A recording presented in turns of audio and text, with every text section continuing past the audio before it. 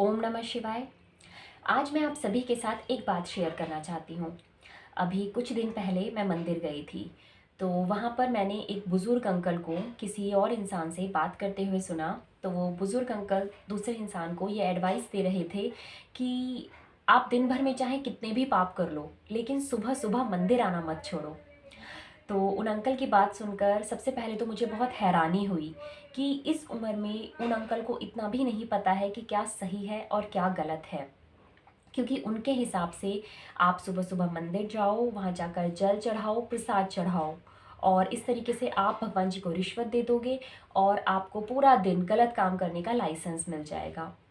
उन अंकल के हिसाब से आप दिन भर कितने भी गलत काम करो, कितने भी लोगों को दुखी करो, परेशान करो, कितने भी लोगों को तकलीफ़ दो, उनका दिल दुखाओ, लेकिन बस आप सुबह-सुबह मंदिर आना मत छोड़ो। तो क्या आपको लगता है कि ये थिंकिंग सही है?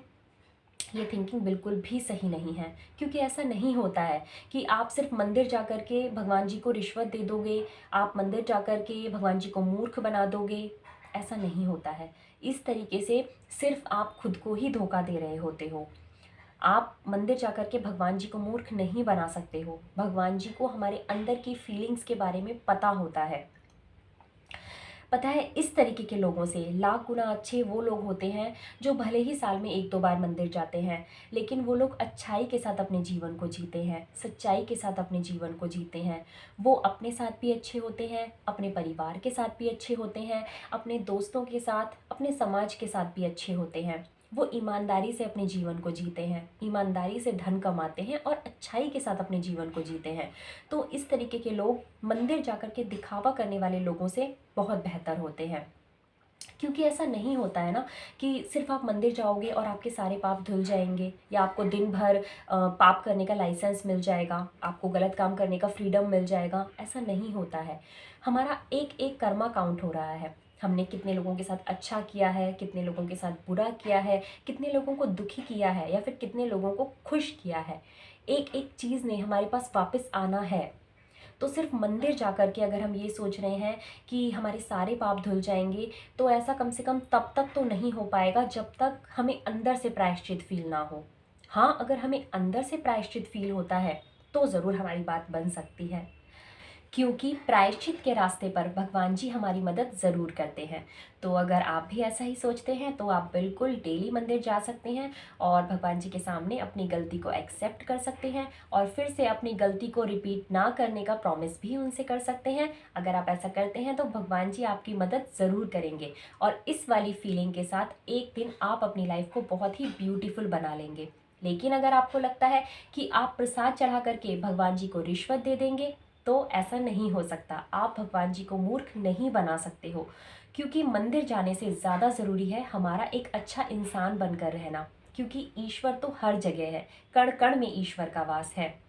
लेकिन अब आप ये मत समझिए कि मैं मंदिर जाने के अगेंस्ट हूँ। नहीं भई, ऐसा बिल्कुल भी नहीं है। मैं तो खुद डेली सुबह-शाम दोनों टाइम मंदिर जाती हूँ और अच्छे से पूजा-पाठ वगैरह करके और चैंटिंग वगैरह करके आती हूँ। तो आप सभी को भी मंदिर ज़रूर जाना चाहिए। लेकिन मैं बस ये कहना चाहती हूँ कि मंदिर जाने के साथ-साथ हमें अपने कर्मों पर भी ध्यान देना चाहिए। हमें हमारी भावनाओं पर भी ध्यान देना चाहिए।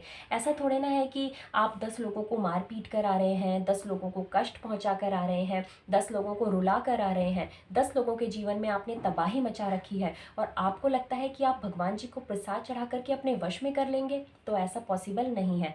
भगवान जी तो सिर्फ़ भक्त के ही वश में हो सकते हैं, वो भी सच्चे भक्त के। एक बात और मैं आप सभी के साथ शेयर करना चाहूँगी। मैंने अपनी एक बुक में पढ़ा था कि एक व्यक्ति के अंदर 2 तरीके की प्रतिभाएँ होती हैं। पहली वो जो जन्मजात होती है, जिसे हम आनुवंशिक भी कह सकते हैं और दूसरी वो जिसे व्यक्ति अर्जित करता है। और अर्जित करने के बहुत सारे तरीके हो सकते हैं, जिनमें से एक तरीके के ऊपर मैं आज बात करूँगी। तो वो तरीका है अपने से बड़ों की सेवा करने से और उनका ज्ञान हासिल करने से हम प्रतिभा अर्जित कर सकते हैं। लेकिन इस लाइन के साथ-साथ ही मेरी उस बुक में एक बात और लिखी हुई थी कि अगर बुज़ुर्ग ही अज्ञानी है, तो उससे हमें कुछ भी हासिल नहीं होगा और अगर हमारी ही उम्र का व्यक्ति ज्ञानी है, तो हमें उसकी शरण लेनी चाहिए। तो इस बात से हमें ये पता चलता है कि ज़रूरी नहीं है कि हमेशा किसी बुज़ुर्ग व्यक्ति के पास बैठने से हमें ज्ञान ही हासिल होगा। ऐसा ज़रूरी नहीं है, हम सिर्फ एज देख कर के ये डिसाइड नहीं कर सकते हैं। कभी-कभी हमारी सेम एज का व्यक्ति ही ज्ञानी होता है और ऐसे व्यक्ति के साथ हमें कॉन्टैक्ट में रहना चाहिए जिससे कि हमें बहुत कुछ सीखने को मिल सके।